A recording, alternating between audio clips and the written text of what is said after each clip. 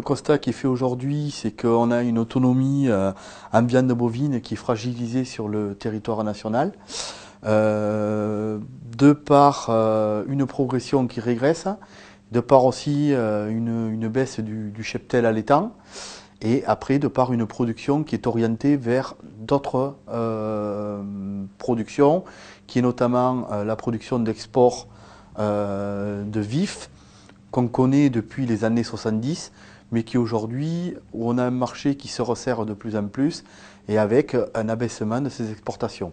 Ce qui veut dire aussi qu'on a sur le territoire national une évolution de la consommation des ménages, notamment la consommation des ménages en viande bovine, qui s'oriente de plus en plus vers de la viande hachée, donc la consommation dès avant, contrairement à la décennie antérieure où on était beaucoup plus sur les arrières. Aujourd'hui, les chiffres sont éloquents. Si on regarde, 40% de la consommation en viande bovine est de la viande hachée.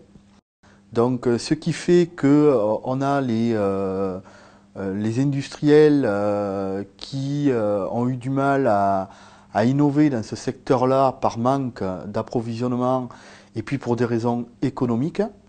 Seul aujourd'hui l'industriel Bigard qui est leader dans ce marché et qui aujourd'hui arrive à répondre à cette demande. Ce qui fait aujourd'hui qu'on a un marché export qui se resserre de plus en plus.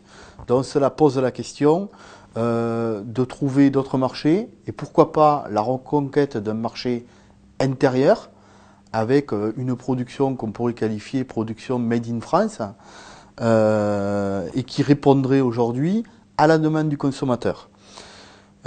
Il est important pour moi de s'orienter vers ces marchés économiquement, ce marché qui est à notre porte en fin de compte.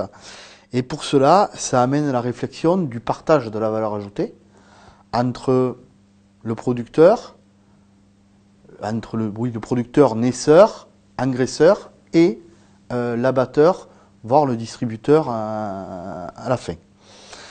En conclusion, on pourrait dire que un schéma pourrait être imaginé de manière à conserver, nos éleveurs sur le territoire, à conserver le nombre de vaches sur le territoire, voire à l'accroître.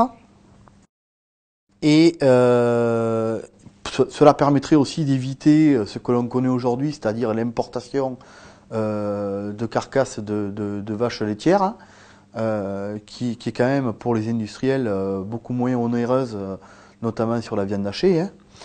Et cela permettrait aussi de rendre nos industriels en liaison avec les producteurs, de les rendre plus compétitifs et économiquement peut-être meilleurs, puisqu'ils retrouveraient l'approvisionnement intérieur.